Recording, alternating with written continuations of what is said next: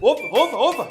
Rapaz, tava passando aqui na frente, vi essa lanchonete nova aberta e pensei, vou fazer um lanche, tô morrendo de fome. Prepara um X prensado de frango no capricho. Não, deixa que eu preparo já, no capricho, beleza? Vamos. Ih, rapaz, a validade passou.